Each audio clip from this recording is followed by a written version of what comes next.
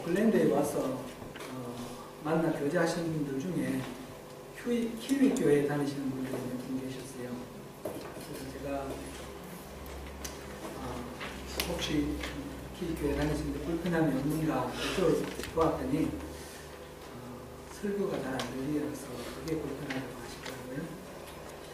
저도 요즘 그 키위 교회 나가는데 설교가 좀 안 들려서 많이 불편합니다. 같은 마음이, 동정상민의 마음이 느껴졌습니다. 그래서 왜 한인교회 다니시지 왜 그러시냐고 여쭤봤더니 한인교회 많이 다녔는데 이제는 질렸다 그러시는 거예요. 무슨 사연들이 있으신지 제가 자세히 알 수 없지만 한인교회에서 상처받는 일들이 많이 있는 것 같습니다. 우리 송영교회 성도님 여러분들도 또 특별히 제가 목사 입장에서 많이 선고하고 있는데 목사를 나요 힘드시고 또 상처받고 그런 일들이 있습니다. 아마 키위 교회에서는 그런 일 별로 없을 겁니다. 그만큼 깊이 있게 들어가지도 않고 말이 안 통하니까 대체로 다 그렇다고 여러분들 과소평가하는 거 아니니까 용서하시고요. 어떤 분은 그 교회가 담임 목사님이 구술수에 올라서 굉장히 어려운 일을 많이 오랫동안 겪었는데 그래서 교인들이 거의 다 나갔는데 이분은 그 교회 그대로 남아 계시는 거예요. 그래서 제가 참 대단하시다 이렇게 감탄을 했는데 이분이 그러면서 하시는 말씀, 뒤에 이어지는 말씀이 교회 여기 가나 저기 가나 뭐 어디 다른 데가 있겠어요? 목사들도 이 목사 저 목사 다 똑같습니다. 그 말을 하시더라고요. 아이고 참 마음이 많이 아팠습니다. 그분은 교회에 대해서 사실 전혀 후회하는 바가 없다라는 그런 것을 표현을 했습니다. 상처를 받고 떠나신 분이나 상처를 안고 남아 계신 분이나 안타깝게는 다 마찬가지죠. 지난번에 우스갯소리를 말씀드렸지만 이민생활 참 어려운데 교회 생활이 또 더 어렵습니다. 그런데 이게 정상입니까? 교회는 원래 그런 데입니까? 교회 가면 그렇게 괴롭고 힘들고 막 싸우고 뭐 그렇게 해야 되는 데입니까? 그렇지는 않지요. 정말 교회다운 교회, 바른 교회를 세우기를 열망하시면서 오늘 또 분투하시는 우리 소명교회 성도 여러분, 여러분의 소망이 꼭 이루어지기를 바랍니다. 이런 비정상적인 교회 말고 참다운 교회, 이것은 단지 여러분들만을 위해서 필요한 것이 아니라 이 오클랜드 땅에 있는 많은 교회, 하나님의 이름을 건 교회들, 그 성도들, 그리고 또 믿지 않는 많은 교민들을 위해서라도 꼭 좋은 모델을 이루시기를 바라고 축복합니다.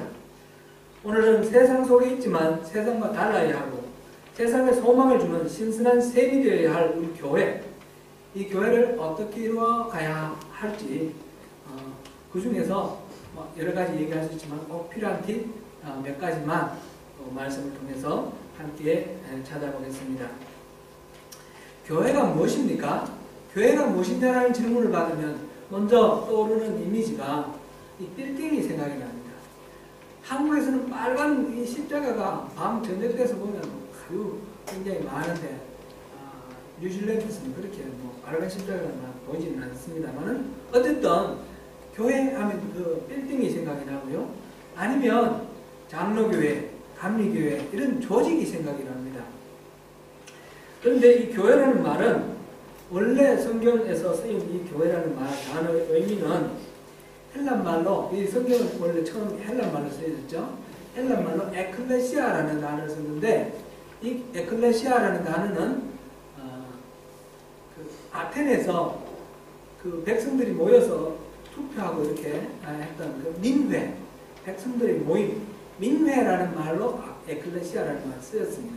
곧 소집되어 모인 사람들이라는 뜻입니다.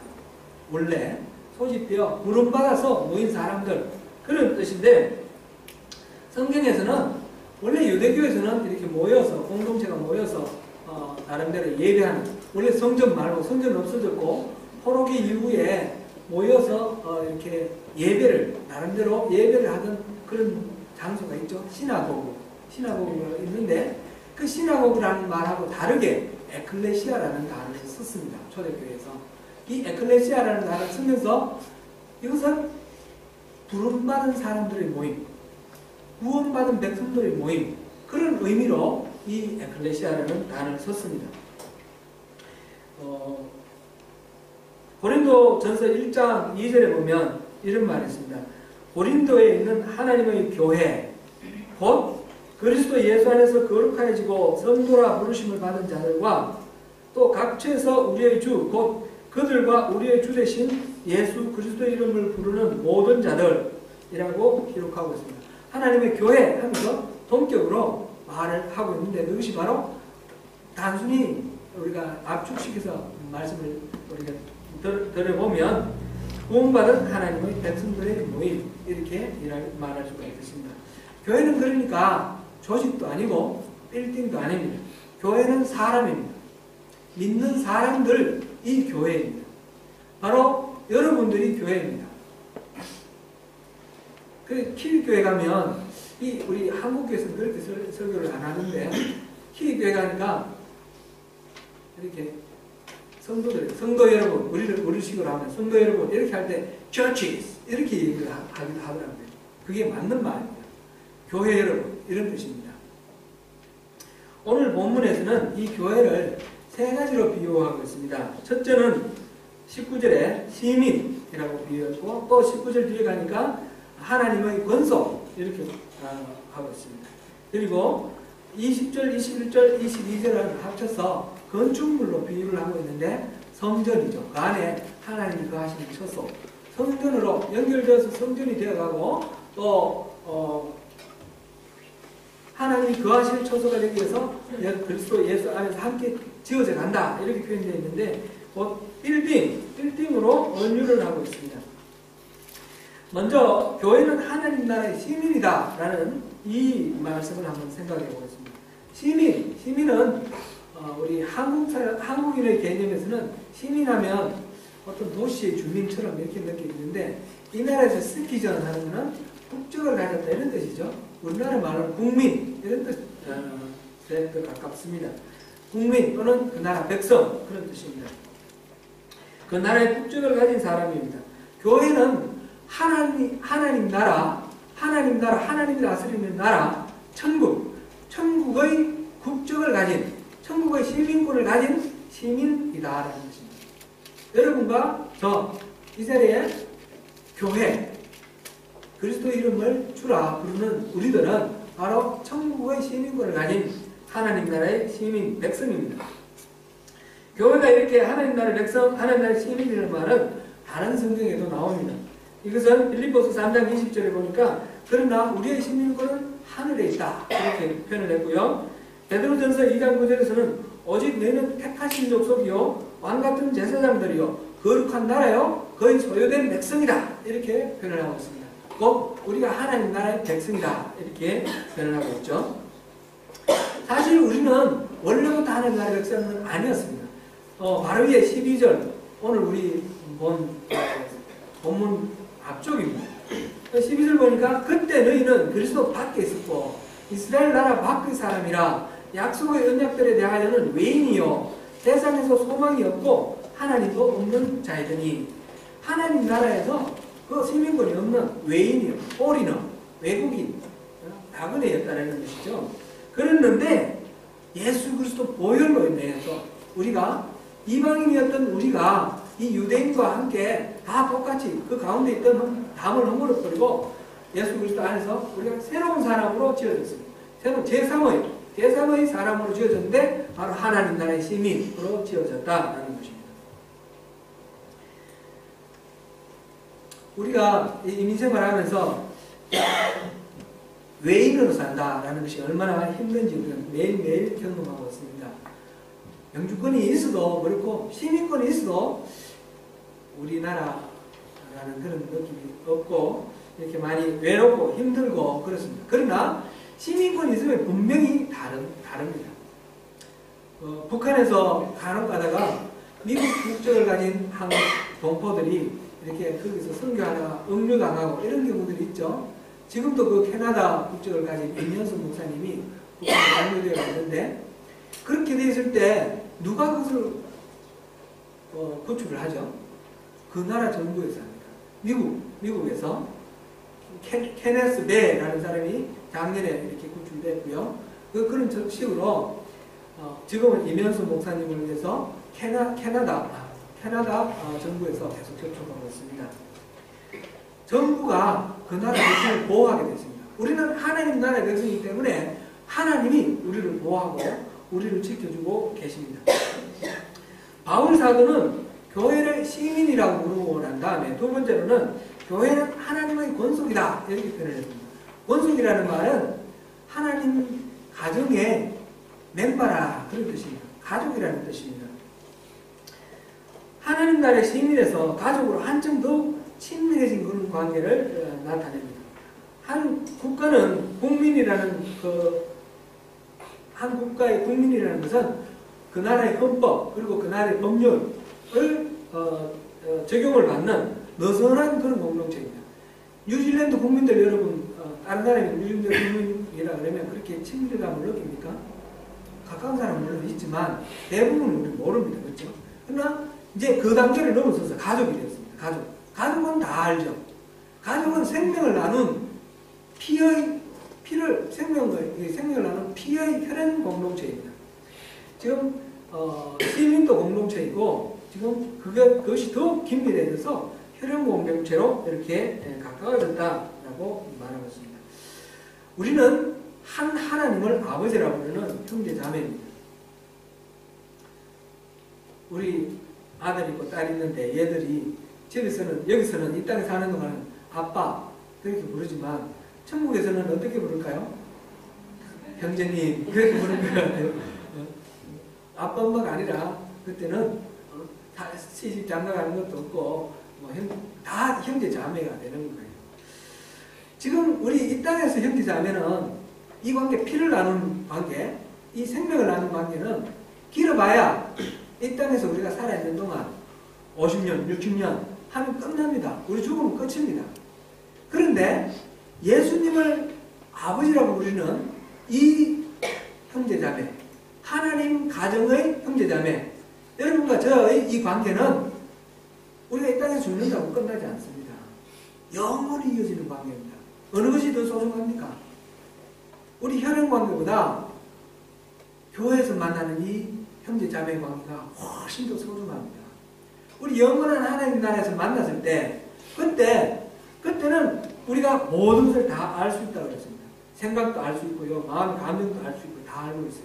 그리고 지나간 일도 알 수 있고 미래 일도 서로 다 알 수 있는 그런 시간을 초월한 그런 세계가 영혼의 세계 아닙니까? 거기는 긴 세계가 아니라 시간 자체를 초월한 세계입니다. 1만 년, 1억 년, 1조 년 그게 아니라 그거 다 뛰어넘는 그런 세계입니다. 그곳에서 시간과 공간이 초월된 그 세계에서 우리가 서로 만났을 때 우리가 지금 마음속에 품고 있는 나쁜 생각, 그 사람을 미워하는 생각, 또는 음흉한 생각, 속여 먹으려고 하는 생각 이런 생각들이 그때 다 보일 텐데 어떡하죠? 그때 다 보이면 되게 부끄럽지 않을까요?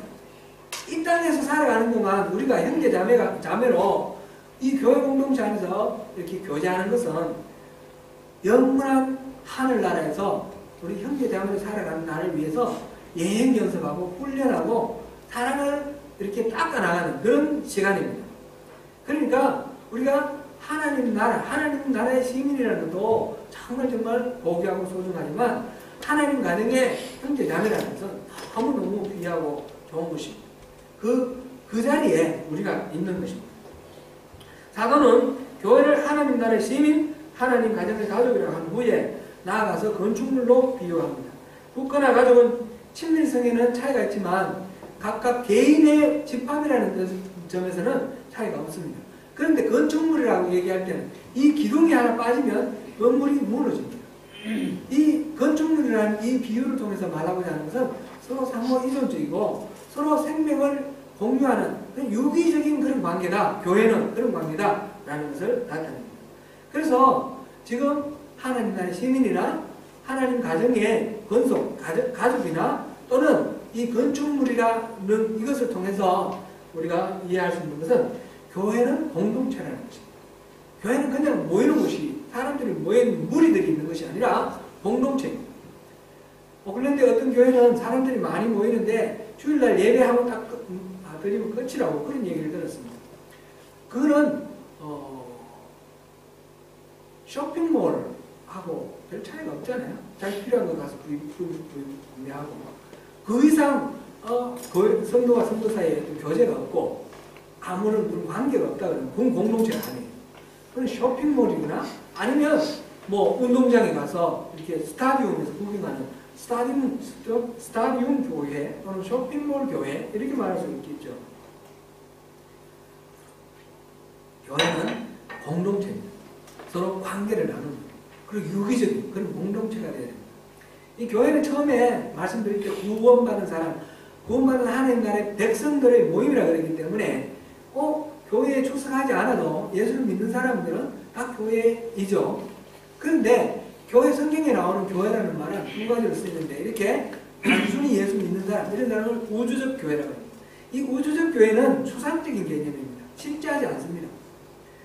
반드시 사람들과 사람들 사이에 부대껴서 서로 교제하는 지역적 교회, 로컬 처치, 우리 소명교회 같은 이런 구체적인 이런 모임이 있어야지 교회가 교회다워집니다. 우리가 지난번에 로마서 12장 1절 할 때 우리 몸을 거룩한 사한 제물로 드리라고 했습니다. 그러면 영적 예배라고 했습니다. 영적 예배는 영을 드리는 것이 아니라 우리 몸을 드려야 됩니다. 마찬가지로 교회는 우리 몸을 들여서 교회가 이 유기적인 공동체 안에 모일 때에 이게 진짜 교회가 되는 것입니다.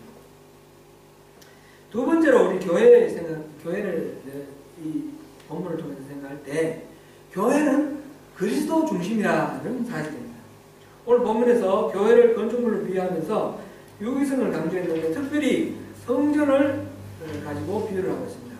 교회가 세워진 터는 사도와 선지자다 그랬습니다. 사도는 누굽니까? 예수님의 제자 아닙니까?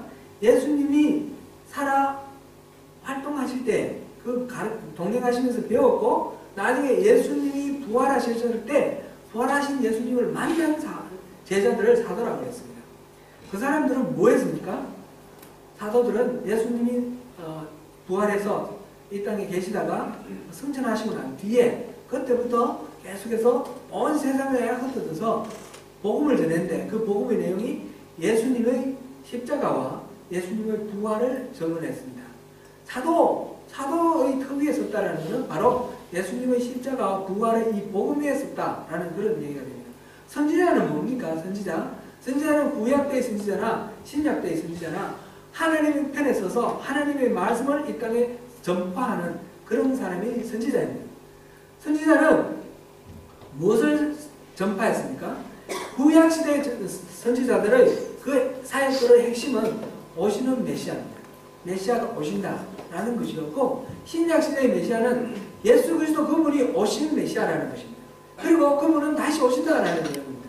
선지자가 선포하는 내용도 예수 그리스도입니다. 그러므로 교회의 터는, 교회의 파운데이션, 교회의 기초는 사도고 선지자다. 이 말은 철저하게 예수님을 토대로 해서 예수님이 우리 주님이시다라는 것을 토대로 해서 교회가 세워져야 한다는 것입니다. 교회라는 단어가 맨 처음 성경에 등장하는 것은 마태복음 16장인데 예수님께서 제자들을 데리고 가이사랴 빌립보라는 지방을 가시다가 제자들에게 물어봤습니다. 사람들이 나를 뭐라고 하더냐? 그랬더니 제자들이 대답합니다. 어떤 사람은 사도 요한이라고 하고 세례 요한이라고 하고 어떤 사람은 예레미야라고 하고 뭐 어떤 사람은 더 다른 엘리야라고 하고 이런 선지자라고 합니다. 그랬더니 그러면 너희들 생각에는 내가 누구냐? 이렇게 되물어보시죠. 그랬더니 유명한 베드로의 신앙 고백이 나옵니다. 베드로의 고백. 주는 그리스도시요 살아계신 하나님의 아들이십니다. 이 베드로의 고백을 듣고 예수님이 너무너무 기뻐하시면서 너는 베드로라. 내가 이 위에 내 교회를 세울 것이다. 그리고 천국의 열쇠를 줄 것인데 내가 땅에서 매면 하늘에서도 매일 것이고 땅에서 풀면 하늘에서도 풀릴 것이다. 그렇게 말했습니다. 곧 베드로 이 고백 위에 하나님의 교회, 우리 주님의 교회를 세웠습니다. 이게 이제 중세까지는 베드로 12제자 중에 한 사람 베드로 위에 교회를 세웠다 그랬고, 오늘날도 가톨릭은 그래서 베드로가 초대 교황이고 그 베드로에게 천국의 열쇠를 줬으니까 그 천국의 열쇠는 베드로의 후임 교황들에게 이렇게 전달한다. 이렇게 믿습니다. 그런데 종교개혁을 하면서 성경 보니까 그거 좀 다른 것 같다. 다른 것 같다가 아니라 그건 잘못된 해석이다. 라고 했습니다. 그것은 마태복음 16장 16절 말씀하고 뒤에 18장 18절 말씀이 내용이 똑같습니다. 땅에서 매면 하늘에서 풀리고 땅에서 매면 하늘에서 매이고 땅에서 풀면 하늘에서 풀린다. 그러니까 교회가 그만한 권세를 가지고 있다라는 그런 얘기죠. 이것을 누구에게 하신 말씀이냐? 예수님이 누구에게 하신 말씀이냐면 어떤 특정한 개인이 아니라 그 말씀을 예수님 말씀 듣고 있는 모인 무리들 제자들에게 하신 말씀입니다. 그러니까 그 제자들이 바로 교회 아닙니까? 교회 자체에 주신 하나님의 그 은혜, 특권이다라는 것입니다. 그러므로 교회는 이 신앙 고백, 베드로가 한 이 고백, 베드로 그 자체가 아니라 베드로가 한 고백, 주는 그리스도시요 살아계신 하나님의 아들이십니다. 우리 예수님을 그리스도라고 하고 하나님의 아들이라고 믿는 이 신앙 고백 위에 교회가 성립된다는 것입니다. 이 고백 없이, 신앙 고백 없이 교회를 이룰 수는 없다는 것입니다. 우리가 이제 모여서 함께 예배드리는 모든 사람들이 다 교회라 편의상 그렇게 말했지만 실질적으로 우리 안에 정말 예수를 주로 영접하지 않는, 그래서 우리 예수를 주로 시인하지 않는 그런 경우는 교회가 아닙니다. 신앙 고백 없이 교회 오래 다녀서 교회 출석 오래 하고 이렇게 해서 직분도 받고 그래서 교회 영향력을 행사하고 이런 일들이 많은데 그러면 문제가 생깁니다. 신앙 고백이 없기 때문에. 그래서 반드시 신앙 고백 위에 교회가 세워진다는 것을 명심을 하고 이거를 우리가 꼭 지켜야 됩니다. 예수님은 교회가 사도들과 선지자의 터 위에 있다라는 말씀과 더불어서 예수님 몸소 친히 모퉁이 돌이 되셨다라고 그렇게 말했습니다. 모퉁이 돌 하면 우리가 이제 영어로 코너스톤인데 주춧돌이 생각이 납니다. 그리고 요즘 현대 빌딩에 보면 건물 입구 쪽에 이렇게 판을 붙여가지고 몇 년 몇 월 며칠 날 설립했다, 준공했다, 설립자는 누구다, 이런 취지를 이렇게 새겨놨죠.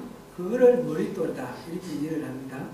우리 이제 일반적으로 쓰는 그런 용어인데 이게 예수님이 머릿돌이 된다는 건 그런 말하고는 좀 다른 것 같아요. 이 예수님 당시에 초대교회 당시에 이 이스라엘의 건축법을 우리 생각을 하면서 생각을 해봐야 되는데 정확하게 제가 그게 뭐다라고는 말씀드릴 수가 없어요. 성경에 보니까 이게 구약 때부터 계속해서 모퉁이돌 또는 머릿돌 또 모퉁이의 머릿돌 이 세 가지가 막 교차해서 사용되고 있습니다. 마태복음이나 또 저 뒤에 베드로전서 2장이나 여기 보면 같은 내용을 머릿돌, 모퉁이돌, 모퉁이의 머릿돌 이렇게 씁니다. 이 코너스톤하고 캡스톤 이게 뭘까?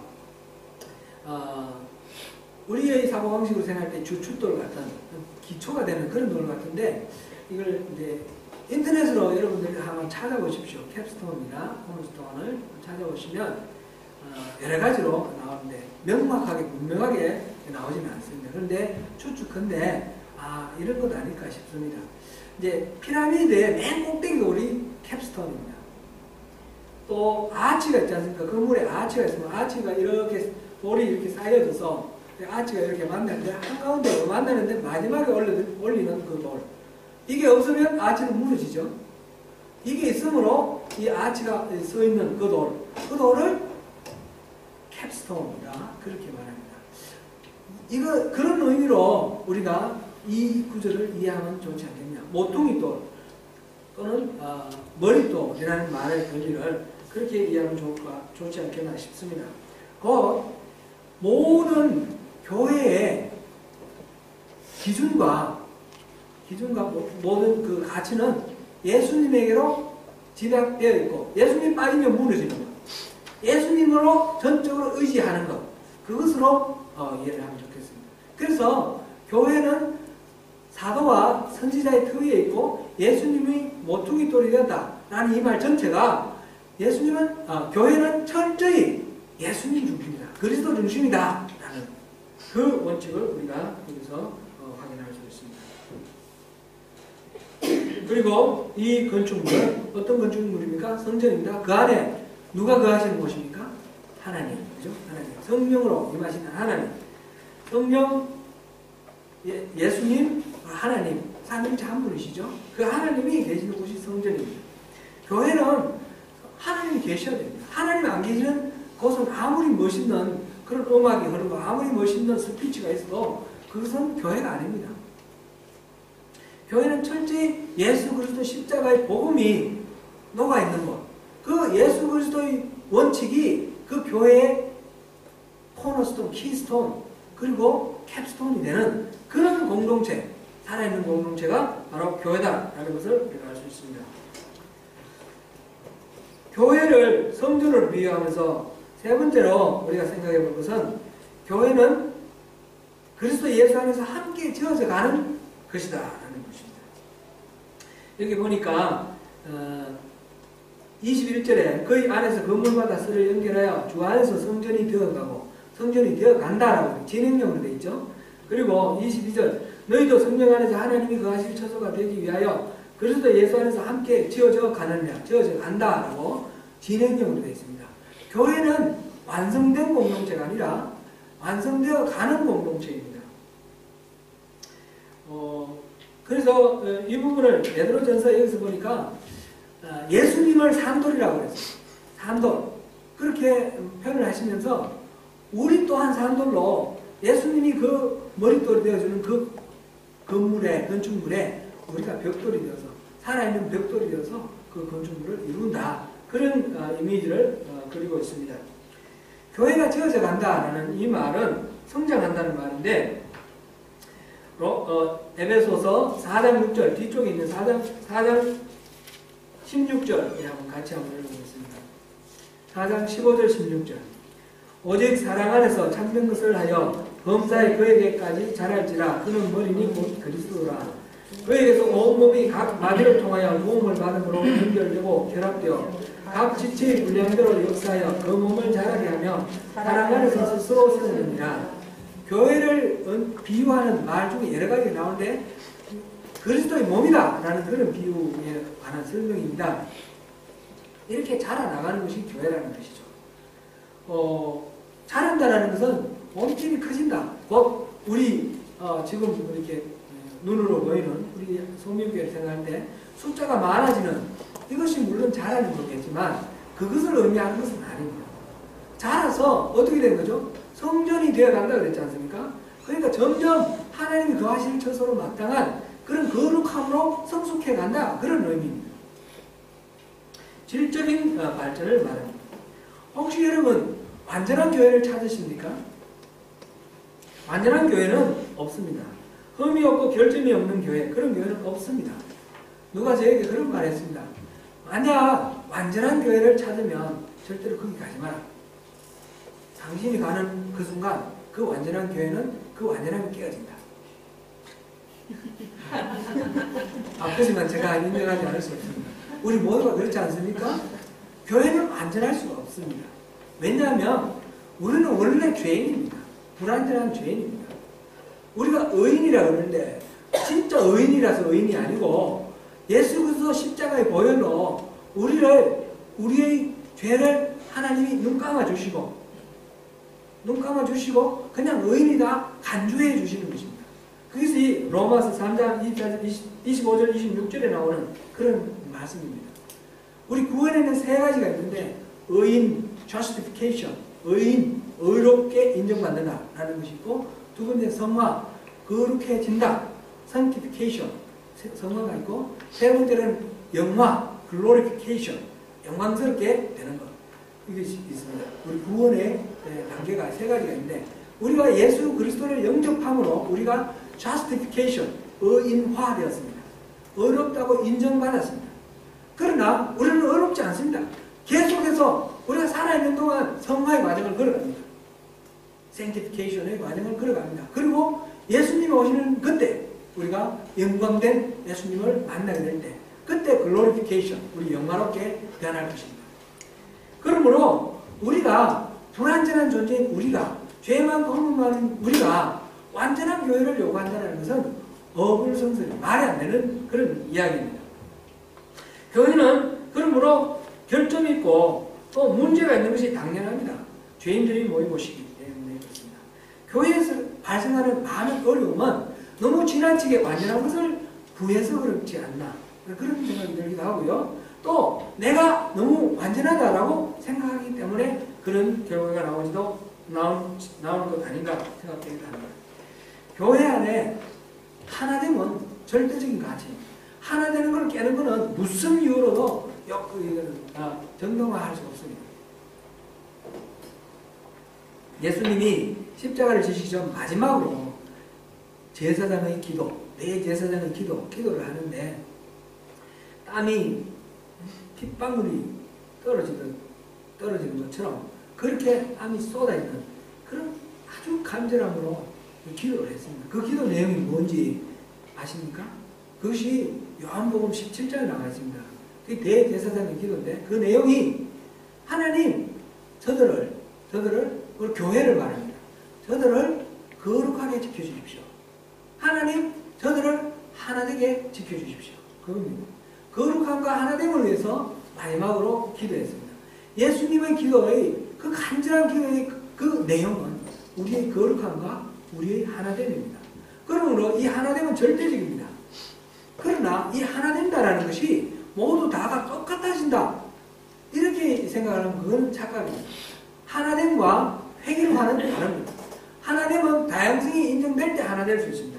이 건축물이 하나 되는 것은 이 기둥은 기둥으로 있고 또 이 천정은 천정으로 있고 이 바닥은 바닥으로 있을 때 이 건축물이 하나가 되는 것입니다.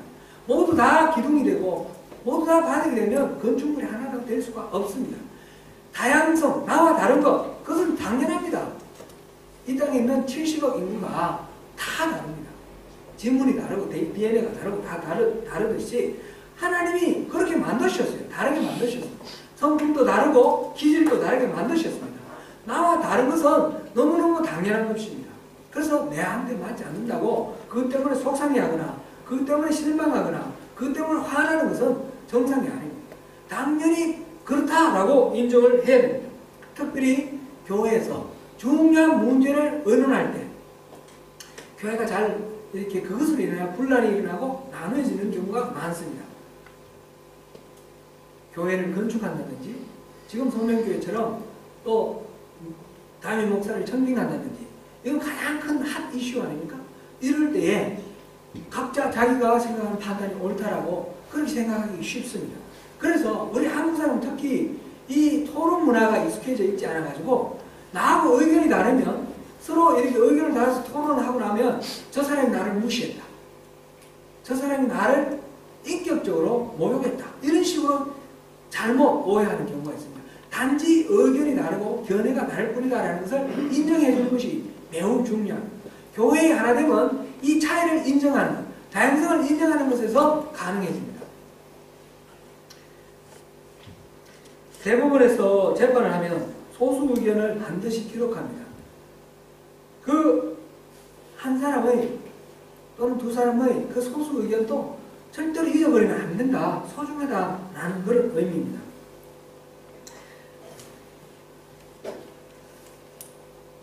말씀을 정리를 하겠습니다. 교회는 하나님의 백성들의 새로운 공동체입니다. 창세 전부터 하나님이 계획하셨던 경륜을 마침내 교회에 드러내고 있습니다.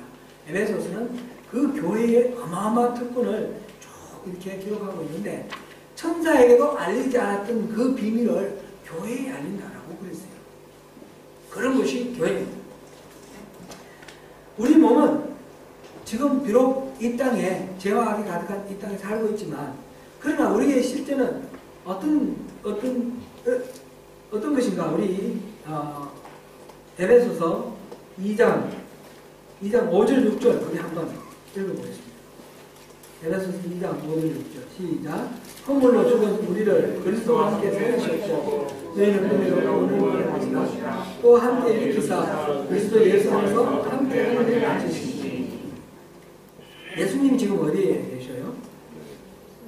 20절 보니까 그의 능력이 그리스도 안에서 역사하사 죽은 자들 가운데서 다시 살리시고 하늘에서 자기의 오른편에 앉히사.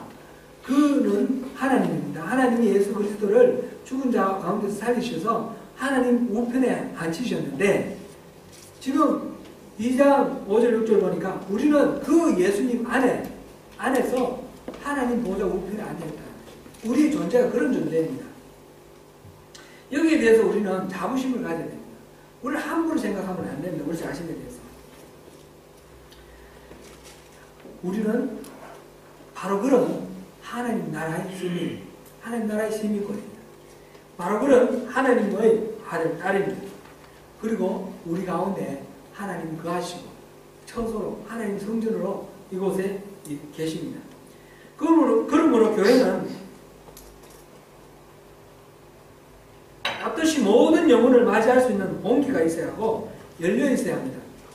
힘차게 자라가고 세워져가는 역동성이 있어야 합니다. 교회는 병든 영혼을 소생시키는 새 힘을 얻는 생명의 기운이 있어야 합니다. 부족하고 모자라는 이웃을 어린 나의 자녀처럼 오래 참고 용납하고 격려해주고 세워주는 그런 사랑이 있어야 됩니다.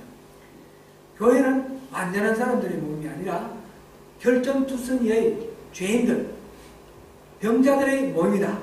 우리가 그렇게 생각하고 우리 함께 서로를 치유하면서 서로가 완전을 향해서 나아가는 함께 자라가는 그런 존재들입니다. 이것을 위해 서로 거룩함으로 성숙해져가고 능력함으로 열려져가는 저와 여러분이 되시기를